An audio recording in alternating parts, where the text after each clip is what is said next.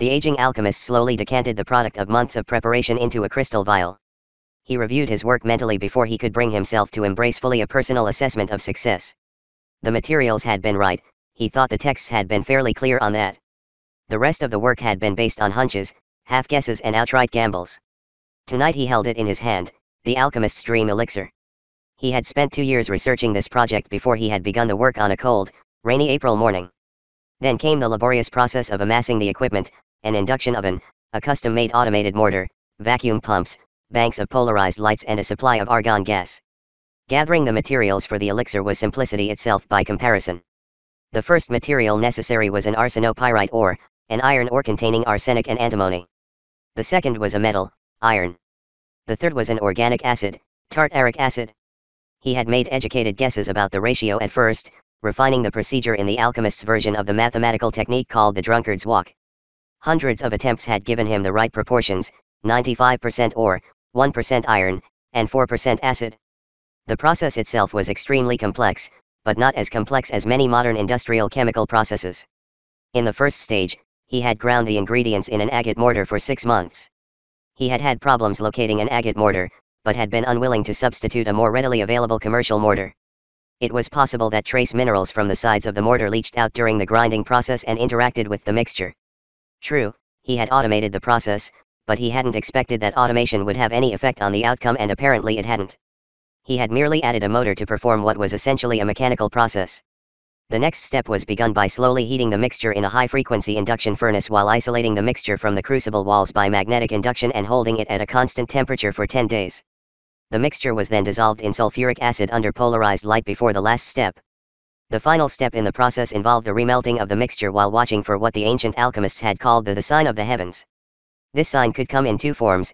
At the moment of melting, star-shaped crystals would appear on the surface of the solution, or a surface layer of oxide would form and break up, exposing a luminous metal with star-like points. If this did not occur, the mixture had to be cooled, the liquid evaporated in a hard vacuum and the solid residue recalcined in the furnace, then dissolved in acid, and remelted. He had performed this step over 100 times before he gave up. It was obvious the change he was seeking was a rare orthocrystalline form of the compound and could only be produced after many, perhaps thousands, of attempts. If he didn't find another method for producing the change, he would be dead of old age before he produced the elixir. He considered the problem for a week before he realized he had been thinking like an alchemist rather than a chemical engineer. Personal observation and control of a single-step process wasn't the answer, he had to automate. The effort took 5 months to design and build, and cost almost $3 million to implement. He constructed a new lab along industrial lines and filled it with computer-controlled robot systems to heat, cool, mix, vacuum evaporate, and reheat on a massively parallel basis. He installed heat-resistant, fiber optic cables in each induction oven and connected them to digitizing cameras interfaced with a computer utilizing fast Fourier transform image recognition software to detect visual changes on the surface. 100 simultaneous processes ran completely under microprocessor control while he read alchemy texts in his den and waited for the master computer to report positive results. After 7,513 iterations, the sign, in this case, a surface layer of oxide, formed. Then he was able to remove the semi-processed compound from the production facility and return to his old lab to begin stage 2 of the process. An oxidizing agent, potassium nitrate, was added. The mixture was removed from the crucible, sealed in an argon-filled chamber with a desiccating agent to protect the compound against the air and damp, and allowed to stabilize. He had deduced that the period of stabilization, the ripening until the first days of spring as the ancients had termed the interval, should be the same as the time between the winter solstice and the vernal equinox, and he had therefore allowed the mixture to rest for 120 days. During this time he cut and polished a vial from a single artificially grown, quartz crystal composed of chemically pure silica. After this period, he began the next stage known as the preparation of darkness. He placed the mixture in the vial and sealed it in a hard vacuum. He put the vial in the induction oven and heated it slowly until it became incandescent and then slowly cooled it. He repeated the step multiple times until the mixture phase shifted into a blue-black fluid known as raven's wing. The heating-cooling cycle was repeated to produce the second phase shift, characterized by a white color and called the stone of whiteness. This was the phase of the stone which was fabled to be capable of transmuting metals into silver. He continued with the process until the third and final phase shift was produced, the stone of redness, characterized by a ruby color, which was said to be capable of transmuting metal into gold. When this stage was reached, he cooled the mixture, solidifying it into a loose paste. He placed the vial in a lightproof box and carefully vented the vial's contents to the atmosphere, which crumbled into a fine dust immediately on contact with air. This was the alchemist egg, upon which both fortunes and lives had been wasted. But the egg was not what this particular alchemist had lusted for. He wanted the remains of the egg that were left behind in the vial. He took the dregs and sealed them in a lightproof container with triple distilled water and agitated them magnetically in a temperature-controlled environment for 3 months before it was ready. This was his crowning achievement. Tonight he held in his hand the product of 3 years of intense labor. He had succeeded. This was the water of the fabled philosopher's stone, the elixir of life. Philip Cronus, aged inventor, chemical engineer, wealthy investor, scholar, and sometime alchemist mused over his rediscovery of the philosopher's stone. The stone itself was nothing to him. He had plenty of money, enough to last a lifetime, a score of lifetimes. He didn't need gold. He wanted the other promise of the stone, the elixir of life. Philip was getting old. He thought of the drawings that accompanied the ancient treatises on alchemy. It was the drawings which had in it ally attracted him to the search for the stone. Intense study of the pictures had given him the clues necessary to solving the ancient riddle. One drawing in particular had attracted his attention 5 years ago while doing some historical research. It was the famous drawing of the Siren of the Philosophers, which depicts the goddess who pours milk and blood from her paps, the milk symbolizing the elixir of longevity and the blood symbolizing the blood of the green lion, i.e., the gold of the philosophers. When he saw the drawing and recognized what it implied, he knew he had found his own, his personal, holy grail. This was what his life had been leading up to. This would be the crowning achievement, the culmination of all he had accomplished in his life. Even his marriage paled in comparison to how important success with the elixir had become to him. His wife, Diane, was merely part of the process. She had provided the impetus, the need to begin the work. She made life livable, but the elixir was life itself. He wanted the elixir of longevity for his own.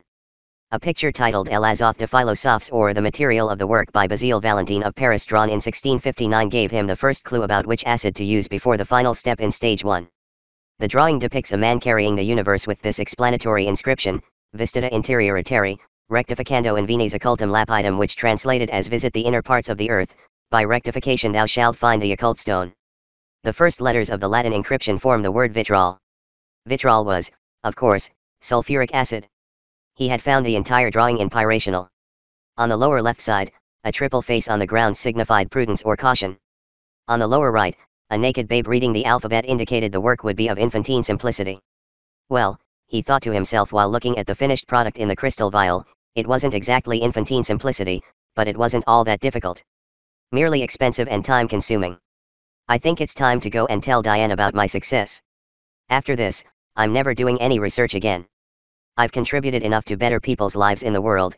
It's time I relaxed and let the world take care of me. I'll be a man of leisure for the rest of my life. And with this elixir, he chuckled to himself, I'm going to have a very long life indeed. Philip slipped into the bedroom quietly with his treasure. He stood listening to Diane's soft snores. You're only 24, he thought. When you start showing your age, I'll prepare another dose and give it to you. All the work was for you anyway. I'm 30 years older than you are, my darling. How long would it have been until I became too old for you to love? You deserve better than to take care of a decrepit old man in your middle age. 20, perhaps 30 years at most, and I will either be dead or a bedridden, senile old man. The elixir will restore my youth and we'll celebrate life together. He disrobed silently, dropping his clothes on the floor. He would take the elixir, lay down in bed beside her and wait for the potion to take full effect. He planned to wake her when he was rejuvenated, and then they would make love all night. He removed the stopper from the vial and drained the precious liquid in a single draught, dropping the empty vial to the carpet. Instantly he felt a tingling fire in his stomach. It grew rapidly, spreading to the tips of his fingers and toes. A jolt of energy sluiced through his spine from the sacral vertebrae to the top of his head. He felt like he was floating above himself. Everything in the room seemed to have acquired additional dimensions. He turned around mentally and saw himself standing there, surrounded by an enormous scintillating golden aura. Vast avenues of knowledge opened themselves to him as he became attuned to the universal source. Concepts and realities beyond imagining revealed themselves to him, and he stood gaping in wonder at the beauty of everything. While he stood, the elixir continued to work, rejuvenating him, youthening his organs and his limbs, temporarily reversing the arrow of entropy and rewinding the biological clock. The aches and pains of age fell away like a discarded cocoon. He was metamorphosizing into a new, younger self with every minute. 5 years, then 10 years, 20 years raced by. His time-damaged tissues repaired themselves down to the cellular, then the DNA level. He felt turgid with vitality. He radiated health. Another 10 years vanished, and he waited for the process to stop. He wondered for an instant why the process had not slowed and stopped. Comprehension came to him, and with alarm he knew what had happened. All the machines. All the computer-controlled devices he had used to speed the process up and save time and trouble, they were the root of the problem. The formula had called for months of grinding the mix by hand, heating, cooling and reheating the mix, over and over, watching every step of the process. The observation, the physical labor itself was part of the formula. Psychological and philosophical changes were necessary before the elixir could be used safely. He had taken a shortcut and automated the process without acquiring the mental discipline necessary to control the effects of the elixir. The meaning of the siren of philosophers was clear now. It was not a promise of youth and wealth, but a warning to initiates. He should have known that the use of a goddess image in a male-dominated culture was an obvious symbol of evil. He realized he had completely misinterpreted the drawings on the manuscript. It was not a signpost to his heart's desire, but an admonition that the process was to be used for spiritual illumination, not to satisfy the lust for wealth and youth. The years slipped away and he became a youth of 10 as the meanings of the pictures he had spent so much time studying flashed through his mind. Here was the image of the material of the work, the triple-faced head on the ground meant not prudence but caution, and the face looked to the right, the consequences of ignoring the warnings, over-rejuvenation into an unlettered babe. The next picture appeared in his head like a slide in an automated projector. The picture summarized the whole work as the sun being assimilated to the soul, the to the spirit, and the body to the cubic stone, at which the darkened point of Saturn pointed. He had erroneously interpreted this as yet another red herring meant to mislead the unwary. Now he realized that the true interpretation of the drawing was that Saturn, the planet ruling age in astrology, was pointing to the stone while the other symbols represented the body and soul being rejuvenated and then cared for by a woman, symbolizing the new mother of the alchemical operator. Without the proper mental preparation, the elixir restored youth at a terrible cost. The person who drank it would be rejuvenated in both mind and body into a babe requiring a mother's care. His hyper-awareness was starting to dim. He knew that in a few moments he would lose the last years of childhood and with it his memory and ability to reason. In a final blaze of illumination he knew why successful alchemists disappeared. They either became enlightened and vanished by necessity from the public view or they succumbed to the effects of the elixir and returned to a state of infantine bliss, their minds wiped clean of dangerous knowledge. He wanted to be close to Diane when the final moment of lucidity came. He moved slowly toward the bed, stumbling as he tried to walk on legs that became noticeably shorter with every step. Only 5 steps away now, he thought, 5 steps and 5 years. 4 steps left, he thought. 3 step, I love you Dion, he shouted mentally. A curious serenity descended on him on the next to the last step. Language and comprehension were wiped away along with his knowledge. His mind was a tabula rasa on which nothing was written but his need for Diane. Speechless and incogitant, he smiled gaily and continued his progress toward his love. Philip, regressed now into naked infancy, toddled unsteadily to the bed and climbed onto the side of the bed. He crawled to the pillow and lay down behind Diana. He cooed and patted her hair on the back of her head affectionately.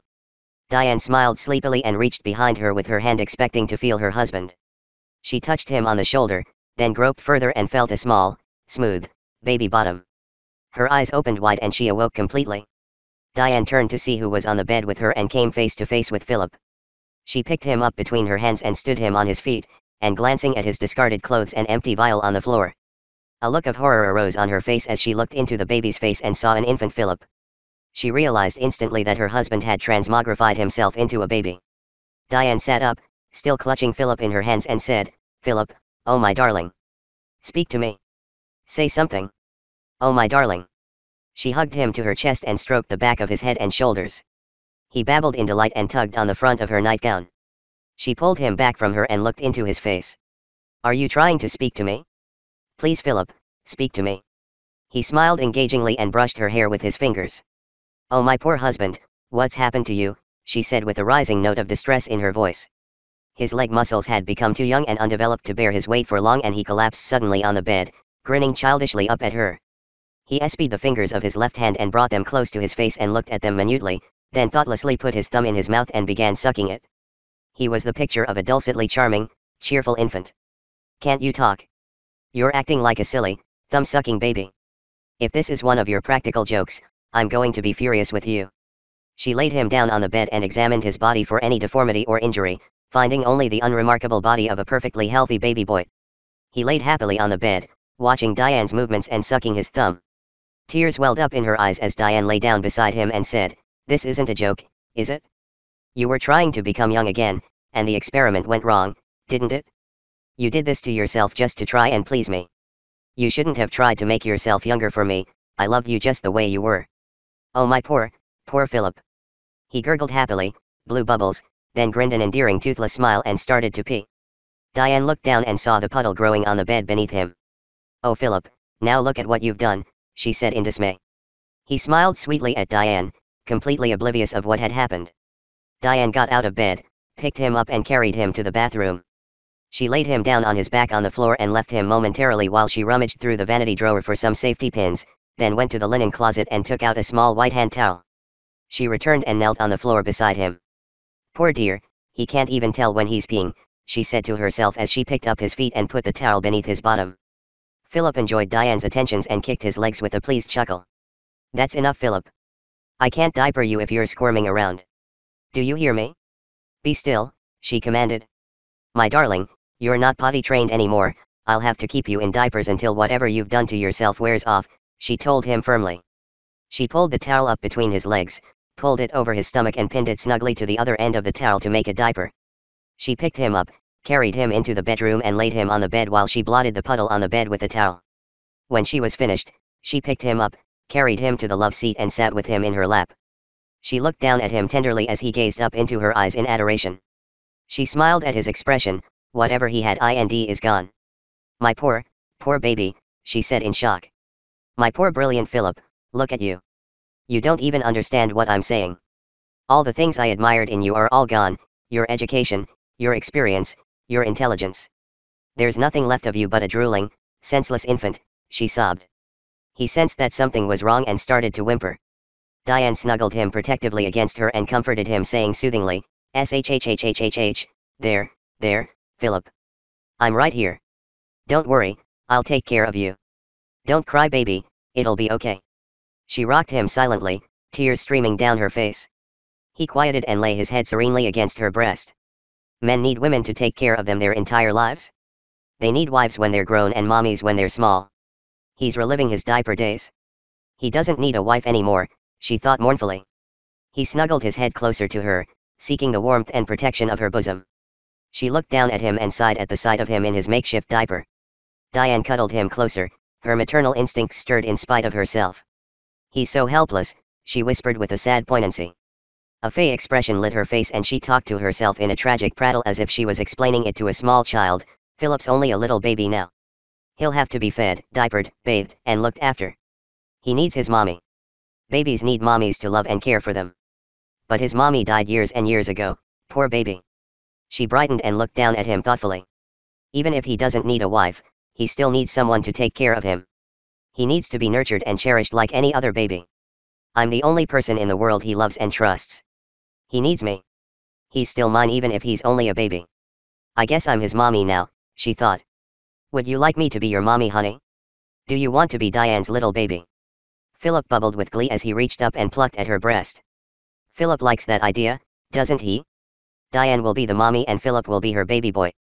Mommy will take good care of her baby, she'll wash him, and dress him, and feed him, and keep him in clean diapers. Philip will never have to worry about anything again, mommy will tend to him and watch over him. She smiled down at him indulgently as he put his thumb in his mouth and resumed sucking. He had forgotten everything except his attachment to her. He was content to lie cradled securely in her arms and bask in her embrace. She grieved the loss of her husband, but at least she had part of him with her. If I can only have one part of him with me, I'm glad it's the part that's happy and loves me, she thought. He looked down, beholding his hands in wonder as if for the first time. A small runnel of drool coursed down his chin unheeded and dripped onto his chest. He stretched his hands out and played with his fingers, fascinated by their appearance and motion, grasping each of them in turn in his tiny fist. Diane was charmed by his toothless grin and infantile explorations. She chuckled in amusement as he held his foot and tried to suck his big toe. Diane tickled him under his chin and said, "You're the most adorable baby I've ever seen. Aren't you, honey? You're so sweet, mommy could just eat you up." She nuzzled his chest as if she was going to eat him and he cackled in delight. Diane decided she would turn his den adjoining the master bedroom into a nursery. He wouldn't need a den or his alchemy books now. She'd sell his books and get baby books she could read to him, something like Dr. Seuss and Win the Pooh. A rocking chair would be nice too, she could cuddle him and read to him at night before she gave him his bottle. He's such a sweet baby, he deserves to be pampered, she thought, caressing him fondly. She'd fill his nursery with the nicest baby furniture money could buy. And toys too, she thought. I mustn't forget toys. She smiled, thinking how cute it would look when she got finished. She fondled his cheek gently with her fingers and smiled with understanding as she saw his mouth make unconscious sucking movements. I'll need to get some baby bottles and nipples, she thought. He's not old enough to drink milk from a glass, he needs baby formula in a bottle. She got up and laid him down on the bed while she got dressed to go to a 24-hour grocery store. She buckled him into the front passenger seat. They stopped at a convenience store on the way and she went inside, purchased a small package of disposable diapers and came around to the passenger side of the car. Diane opened the door, put the diapers on the floor and opened the package. She unbuckled Philip and laid him on his back on the car seat. Let's get you in some real diapers before you have an accident all over my new seat covers. She removed his makeshift diaper and re-diapered him, saying, Isn't that better, sweetheart?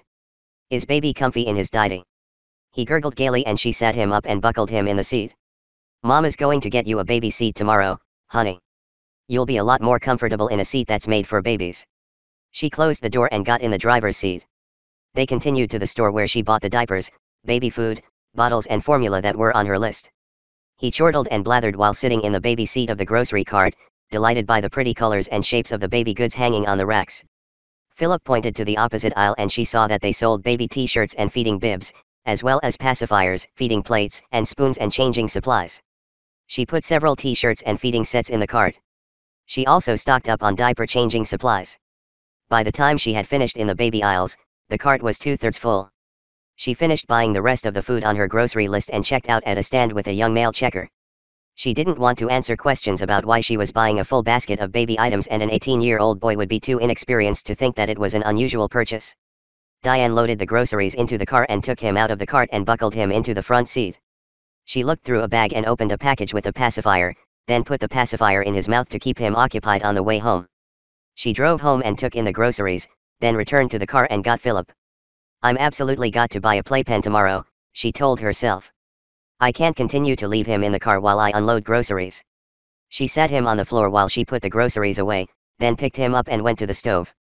She held him on her hip while she warmed a bottle of formula in a quart pan full of water on the stove. Diane carried him to the bedroom, sat down in her rocking chair and sat him up in her lap.